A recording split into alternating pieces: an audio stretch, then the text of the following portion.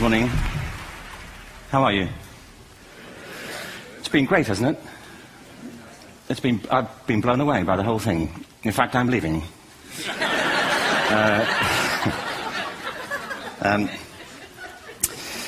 There have been three themes, haven't there, running through the conference, which are relevant to what I want to talk about. One is the extraordinary evidence of human creativity in all of the presentations that we've had and in all the people here. Just the variety of it and the range of it. The second is that it's put us in a place where we have no idea what's going to happen in terms of the future. No idea how this may play out. I have an interest in education. Actually, what I find is everybody has an interest in education. Don't you? I find this very interesting. If you're at a dinner party and you say you work in education, actually, you're not often at dinner parties, frankly. If you work in education, you're not asked, you know, and you're never asked back, curiously. That's I think it strikes me. But if you are, and you say to somebody, they say, what do you do? And you say, you work in education, you can see the blood run from their face. They think, oh my God, you know, why me? It's my one night out all week. But if you ask people about their education, they pin you to the wall. Because it's one of those things that goes deep with people. Am I right? Like religion and money and other things. So I have a big interest in education, and I think we all do. We have a huge vested interest in it, partly because it's education that's meant to take us into this future that we can't grasp. If you think of it, children starting school this year will be retiring in 2065. Nobody has a clue, despite all the expertise that's been on parade for the past 4 days, what the world will look like in 5 years' time. And yet we're meant to be educating them for it. So the unpredictability, I think, is extraordinary. And the third part of this is that we've all agreed, nonetheless, on the really extraordinary capacities that children have, their capacities for innovation. I mean, Serena last night was a marvel, wasn't she? Just seeing what she could do. And she's exceptional, but I think she's not, so to speak, exceptional in the whole of childhood. What you have there is a person of extraordinary dedication who found a talent. And my contention is all kids have tremendous talents, and we squander them pretty ruthlessly. So I want to talk about education, and I want to talk about creativity. My contention is that creativity now is as important in education as literacy, and we should treat it with the same status. Thank you.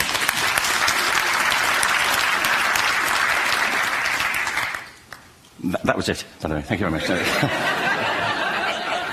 So, 15 minutes left. Well, I was born... No, I had a great story recently, I love telling it, of a little girl who was in a drawing lesson. She was 6, and she was at the back drawing, and the teacher said, this little girl hardly ever paid attention. And in this drawing lesson, she did. And the teacher was fascinated. She went over to her and she said, what are you drawing? And the girl said, I'm drawing a picture of God. And the teacher said, but nobody knows what God looks like. And the girl said, they will in a minute.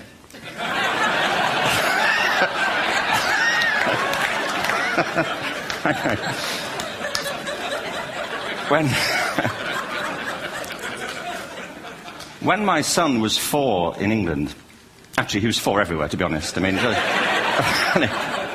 if we're being strict about it, wherever he went, he was 4 that year. But he was in the Nativity play. Do you remember the story?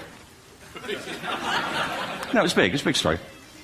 Mel Gibson did the sequel. You may have seen it. I don't know. It was Nativity 2. But James got the part of Joseph, which we were thrilled about. We consider this to be one of the lead parts. We had the place crammed full of agents and T-shirts, you know. James Robinson is Joseph. He didn't have to speak, but do you know the bit where the 3 kings come in? They come in bearing gifts, and they bring gold, frankincense, and myrrh. This really happened. We're sitting there, and they, I think, just went out of sequence. Because we talked to the little boy afterwards and said, you know, are you okay with that? And they said, yeah, why was that wrong? They just switched. I think that was it. Anyway, the 3 boys came in, little 4-year-olds with tea towels on their heads, and they put these boxes down. The first boy said, I bring you gold. And the second boy said, I bring you myrrh. And the third boy said, Frank sent this.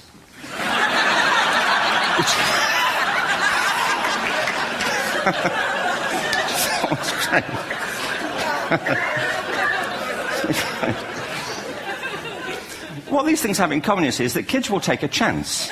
You know, if they don't know, they'll have a go. Am I right?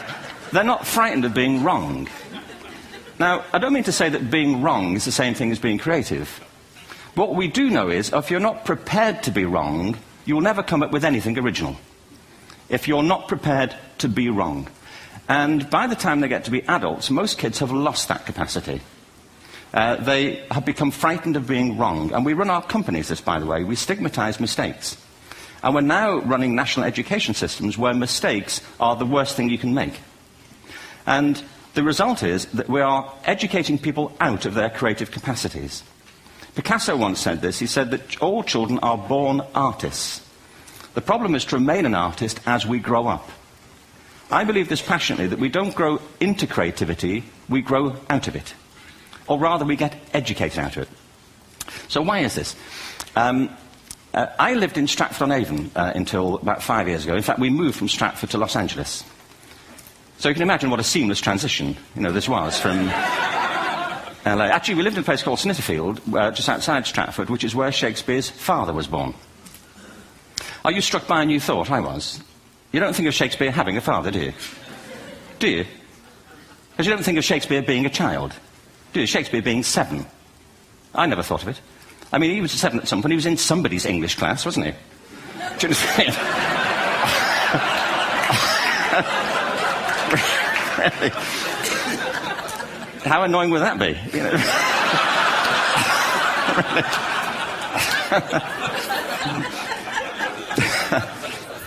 Must try harder.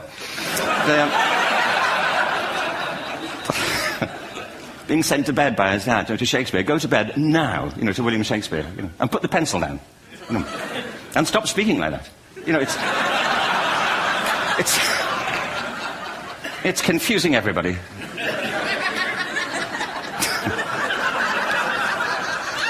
Anyway, we moved from Stratford to Los Angeles, and I just want to say a word about the transition. Actually, my son didn't want to come. I've got 2 kids. He's 21 now, and my daughter's 16. He didn't want to come to Los Angeles. He loved it, but he had a girlfriend in England. This was the love of his life, Sarah. He'd known her for a month. Mind you, they'd had their 4th anniversary by then, because it's a long time when you're 16. Anyway, he was really upset on the plane. He said, "I'll never find another girl like Sarah." And we were rather pleased about that, frankly, because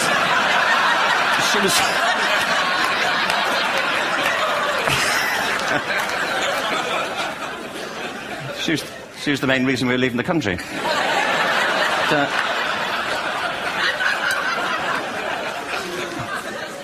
But something strikes you when you move to America and when you travel around the world. Every education system on Earth has the same hierarchy of subjects. Everyone, doesn't matter where you go. You'd think it would be otherwise, but it isn't. At the top are mathematics and languages, then the humanities, and at the bottom are the arts, everywhere on Earth. And in pretty much every system, too, there's a hierarchy within the arts. Art and music are normally given a higher status in schools than drama and dance.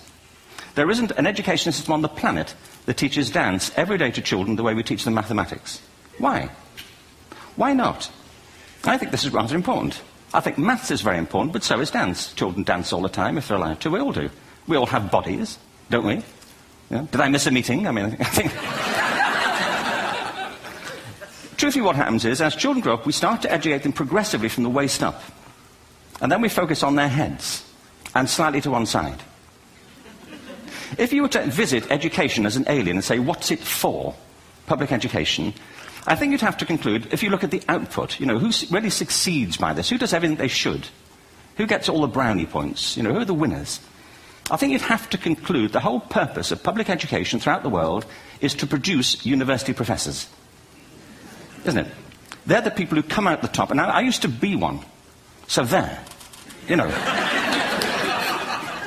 But...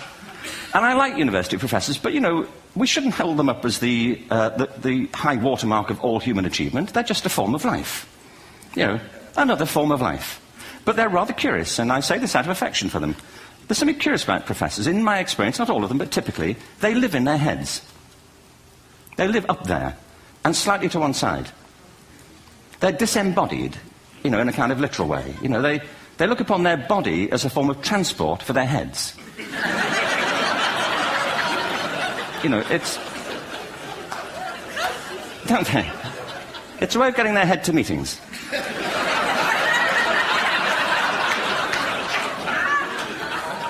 If you want real evidence of out-of-body experiences, by the way, get yourself along to a residential conference for senior academics and pop into the discotheque on the final night.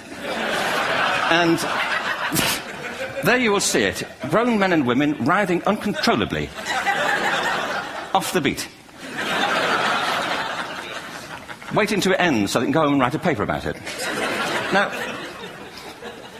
our education system is predicated on the idea of academic ability. And there's a reason. The whole system was invented around the world. There were no public systems of education really before the 19th century. They all came into being to meet the needs of industrialism. So the hierarchy is rooted on two ideas. Number one, that the most useful subjects for work are at the top. So you were probably steered benignly away from things at school when you were a kid, things you liked, on the grounds you would never get a job doing that. Is that right? Don't do music, you're not going to be a musician. Don't do art, you won't be an artist. Benign advice. Now, profoundly mistaken. The whole world is engulfed in a revolution. And the second is academic ability, which has really come to dominate our view of intelligence because the universities designed the system in their image. If you think of it, the whole system of public education around the world is a protracted process of university entrance. And the consequence is that many highly talented, brilliant, creative people think they're not. Because the thing they were good at school wasn't valued or was actually stigmatized. And I think we can't afford to go on that way. In the next 30 years, according to UNESCO, more people worldwide will be graduating through education than since the beginning of history. More people. And it's the combination of all the things we've talked about, technology and its transformational effect on work, and demography and the huge explosion in population. Suddenly, degrees aren't worth anything. Isn't that true? When I was a student, if you had a degree, you had a job. If you didn't have a job, it's because you didn't want one. And I didn't want one, frankly, so... but now, kids with degrees are often heading home to carry on playing video games. Because you need an MA, where the previous job required a BA, and now you need a PhD for the other. It's a process of academic inflation, and it indicates the whole structure of education is shifting beneath our feet. We need to radically rethink our view of intelligence. We know three things about intelligence. One, it's diverse. We think about the world in all the ways that we experience it. We think visually, we think in sound, we think kinesthetically, we think in abstract terms, we think in movement. Secondly, intelligence is dynamic. If you look at the interactions of a human brain, as we heard yesterday from a number of presentations, intelligence is wonderfully interactive. The brain isn't divided into compartments. In fact, creativity, which I define as the process of having original ideas that have value, more often than not, comes about through the interaction of different disciplinary ways of seeing things. The brain is intentionally... By the way, there's a shaft of nerves that joins the two halves of the brain called the corpus callosum. It's thicker in women. Following on from Helen yesterday, I think this is probably why women are better at multitasking. Because you are. Aren't you? There's a raft of research, but I know it from my personal life. If my wife is cooking a meal at home, which is not often, thankfully, but, you know, if she's doing... No, she's good at some things.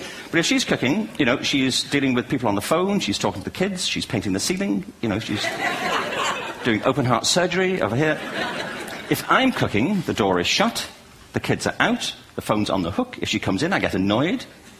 I say, Terry, please, I'm trying to fry an egg in here. You know,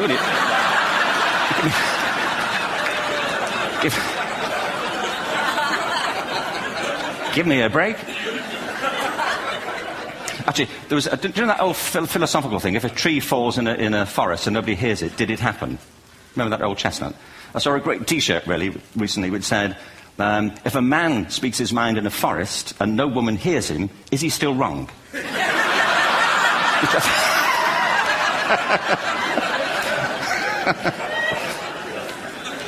And the third thing about intelligence is it's distinct. I'm doing a new book at the moment called Epiphany, which is based on a series of interviews with people about how they discovered their talent. I'm fascinated by how people got to be there. It's really prompted by a conversation I had with a wonderful woman who most people have never heard of. She's called Gillian Lynn. Have you heard of her? Some have. She's a choreographer, and everybody knows her work. She did Cats. and Phantom of the Opera. She's wonderful. I used to be on the board of the Royal Ballet in England, as you can see. And anyway, Jill and I had lunch one day. I said, how'd you get to be a dancer? And she said it was interesting. When she was at school, she was really hopeless. And the school in the 30s wrote to her parents and said, we think Gillian has a learning disorder. She couldn't concentrate, she was fidgeting. I think now they'd say she had ADHD. Wouldn't you? But this was the 1930s, and ADHD hadn't been invented, at this point, so it wasn't an available condition. People weren't aware they could have that. Anyway, she went to see this specialist. So this oak-panelled room, and she was there with her mother, and she was led and sat on this chair at the end, and she sat on her hands for 20 minutes while this man talked to her mother about all the problems Gillian was having at school. And at the end of it, because she was disturbing people, her homework was always late and so on, little kid of 8, in the end, the doctor went and sat next to Gillian and said, Gillian, I've listened to all these things that your mother's told me. I need to speak to her privately. So he said, wait here, we'll be back. We won't be very long. And they went and left her. But as they went out the room, he turned on the radio that was sitting on his desk. And when they got out the room, he said to her mother, just stand and watch her. And the minute they left the room, she said she was on her feet, moving to the music. And they watched for a few minutes, and he turned to her mother, and he said, Mrs. Lynn, Gillian isn't sick. She's a dancer. Take her to a dance school. I said, what happened? He said, she did. I can't tell you how wonderful it was. We walked in this room, and it was full of people like me. People who couldn't sit still. People who had to move to think. Who had to move to think. They did ballet, they did tap, they did jazz, they did modern, they did contemporary. She was eventually auditioned for the Royal Ballet School. She became a soloist. She had a wonderful career at the Royal Ballet. She eventually graduated from the Royal Ballet School, found her own company, the Gillian Dance Company, met Andrew Lloyd Webber. She's been responsible for some of the most successful musical theatre productions in history. She's given pleasure to millions, and she's a multi-millionaire. Somebody else might have put her on medication and told her to calm down. Now, I think...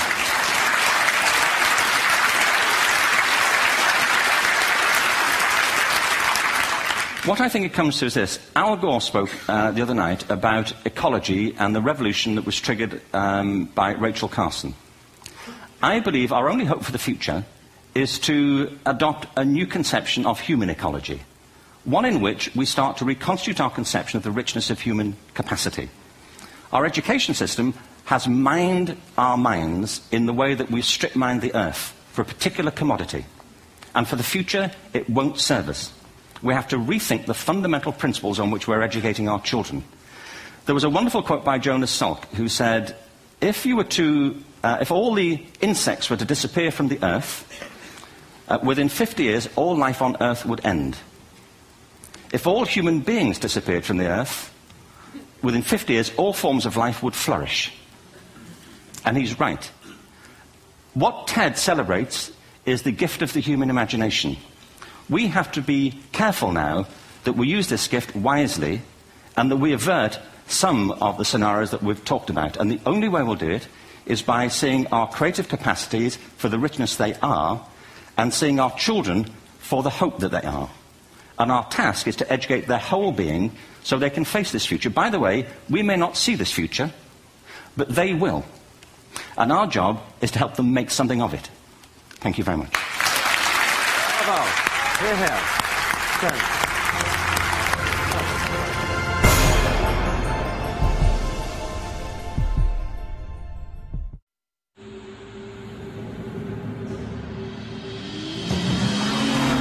It's a sports car, yet a sedan. Powerful, yet fuel efficient. Modern, yet timeless. Introducing the new BMW 3 Series, our most advanced 3